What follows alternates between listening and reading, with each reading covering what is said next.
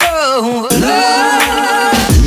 Hey guys, welcome back to my channel. So today I want to share with you guys how I was able to travel for about 4 months straight, and now I'm taking a little break in Oregon, seeing family and figuring out my living situation before I travel for one final month and then move back here permanently. So let's go back a few months before I started traveling. When I decided I wanted to travel for a long period of time, which was probably about 2.5 years ago, I knew I wanted to travel, and not just for like a week or, you know, a weekend kind of a thing. I wanted to go for a long-term type of travel. I didn't know if I wanted to road trip or go live somewhere exotic for a month like Hawaii or something. But in the end, I decided that I wanted to do a road trip, and kind of like an epic road trip across America. And it pretty much was that. I've been to almost every state on this road trip except for 6. So I consider that a pretty good number. I'm pretty sure it's like, except for like 6 or 7 or something like that. So when I decided I wanted to do the road trip, and of course I had access to a car, I had my car, which worked, but I actually ended up leaving my car behind and taking a van and using that to travel just because it offered more space, and I had like camping gear and I had beach stuff, and I didn't want to have to shove it all in my car, plus like toiletries, shampoos, conditioners, anything you can think of, makeup, but like I just had everything on the road with me. So it was really nice to have the van to have a little bit more space. It was like an apartment on wheels, which came in handy. But obviously a big factor to travel is money, and you need money to be able to do basically anything in this world. So in terms of money, I just worked and saved.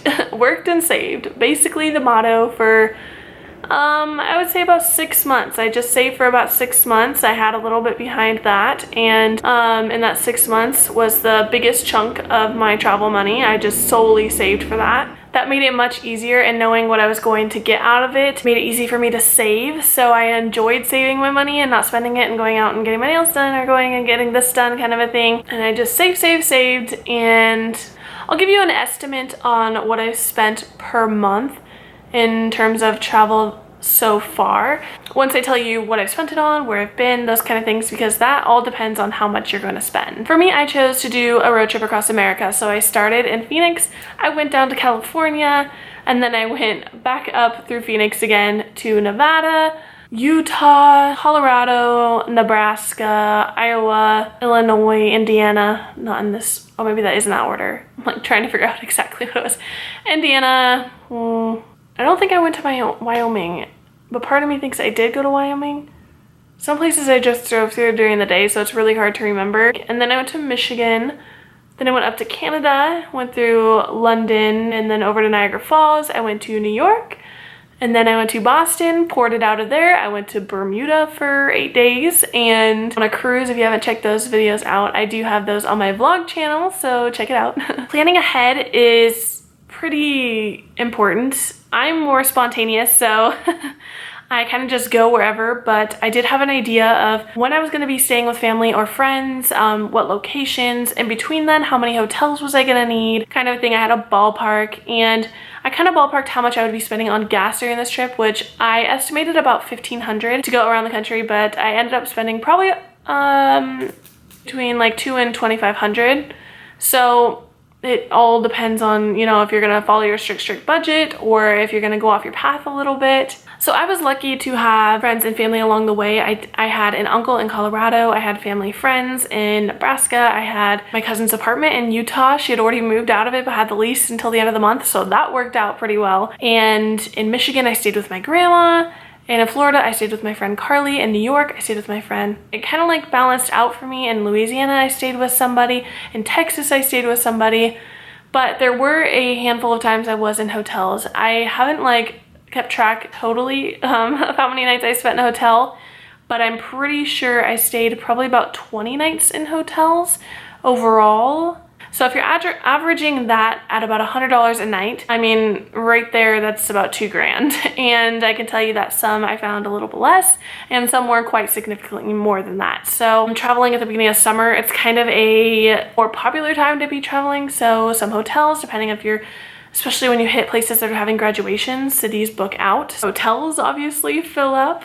I would say I was pretty lucky to have the family and friends I did along the way to pit stop, because that did save a lot of money. I probably would have had to spend probably over $5,000 in hotels if had I just done 3 or 4 months of straight travels through hotels. I stayed in relatively decent hotels. I tried to look for a better price point, but I usually ended up at a Hampton or a Holiday Inn just because they tend to range between 90 and 100, depending on location, somewhere 150, but I would say most were between a 90 and 100 a night. And I always know that that chain relatively safe areas and they are pretty clean, so it is nice to know that ahead of time. If you are more comfortable with one branch than another, then I would stick with that, because honestly, traveling solo like I did, it's very helpful. In terms of excursions and that sort of thing, I didn't spend a lot of money in that unless you count my cruise as an excursion. You know, went on a cruise, I played bingo on the cruise, I did play Deal or No Deal, I checked out and paid to go through museums and historic places in Bermuda, so that all adds up. And then I also went paragliding,